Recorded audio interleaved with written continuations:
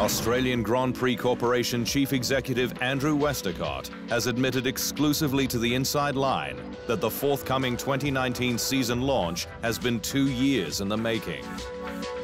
The all-day event, to be hosted at central Melbourne's Federation Square on Wednesday, March 1, is the first of its kind to start a season, but will closely mirror other F1 live events like London that came before it, with all 20 drivers and 10 team principals attending. Things that's been on the agenda between the Australian Grand Prix Corporation and Formula One since Chase Carey, Sean Bratches and Ross Brawn, set their foot in the office. And we talked about the things that really should happen. I'm sure it was already on their radar, but it was one of those things that made logical sense. The Albert Park Street Circuit continues to take shape as F1 pre-season testing gets underway. The temporary facilities trucked in from a storage yard located 15 kilometers away. Alfa Romeo Racing rolled out its new car on Monday, with the Italian-branded Swiss team pulling the covers off its new C38. The Italian marque was the last F1 squad to reveal its new vehicle, one to be raced by 2007 F1 world champion Kimi Räikkönen and full-time rookie Antonio Giovinazzi. Räikkönen initially shook the new camouflage liveried car down at Ferrari test track Fiorano, also fitting in some road car laps with his new teammate. It was all eyes on Ferrari last week, with the prancing horse launching its latest challenger in Maranello. But the question on everyone's lips was, is this the car that will finally end Mercedes' domination? Ferrari is certainly confident that it will be, with technical director and new team principal Mattia Binotto stating it's evolution, not revolution, that will allow the squad to yet again close the gap. Our team is very, very unique. I think it's very well integrated, empowered.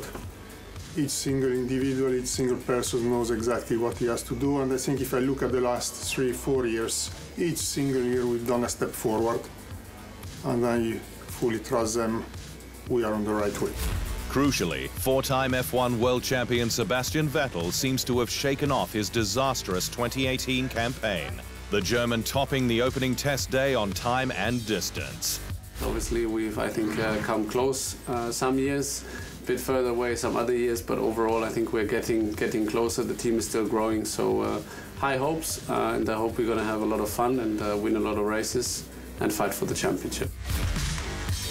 And while Vettel has a highly rated new teammate in Charles Leclerc, the squad has backed the mercurial German to the hilt. Despite his 4 world titles, Sebastian Vettel remains as hungry as ever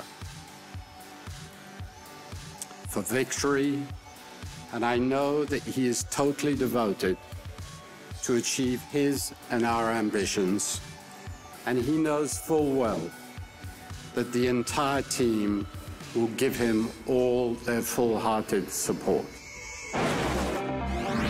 Mercedes started its season in the best way possible with a seamless shakedown at Silverstone. Its W10 another rock-solid steed. The Silver Arrows completed a number of laps on the international circuit before flying out to Barcelona for pre-season testing, with Valtteri Bottas getting the first taste of its potential. It was nice to get a bit of a feel. Obviously, it is a shakedown, so it's not a proper test, but everything was working fine. Already found some things that we can definitely improve for the testing. Found some positives, and yeah, everyone seems happy the car was running without issues, so yeah, good to be back at it. Five-time F1 world champion Lewis Hamilton also had his own shakedown in the afternoon, and incredibly, the Brit seemed more motivated than ever, his experience enhanced by renewed excitement. I tell you, for me it's crazy because I've been racing a long, long time. It's my 7th year with the team. The excitement I had today was the same as I had when I first got in the Formula 1 car, which is really weird. I was not expecting that, but I'm happy that I have that.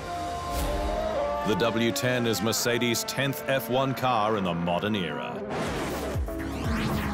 Staying at Silverstone, and Red Bull Racing made its on-track debut powered by Honda last week, with Max Verstappen shaking down the RB15, which featured a one-off camouflage livery for the occasion.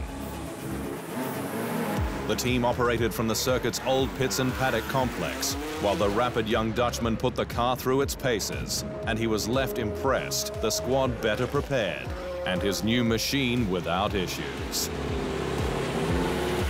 Yeah, I think we learned our lessons over the year that I think it's very important to have a day like this before you go to the official test days, because you get a first impression, you see if there are a few little issues with the car or the engine, but yeah, luckily we didn't have them. Australian F1 driver Daniel Ricciardo is feeling fresh after joining Renault, his spirit lifted by the chance to lead the French Marque's charge. Ricciardo shocked the F1 paddock in August last year with his decision to wear yellow after a decade with the Red Bull brand. But the 29-year-old is ready to accelerate development at Enstone and take on his new, older teammate Nico Hülkenberg, a driver who he's friendly with, the pair both living in Monaco. I guess the change, but to really kind of push the team. I mean, they've been on a really good trajectory the last few years, and to try and be a part of that and help it move forward. Yeah, I feel like revitalized. It's cool. And the squad made the right impression from the outset, with Ricciardo left impressed by the cut of Renault's jib. I guess one thing you want to see when you walk into a workplace is activity, and there was plenty of that. And a lot of kind of shy but happy faces waving to me and saying hi, so that was cool. I liked it.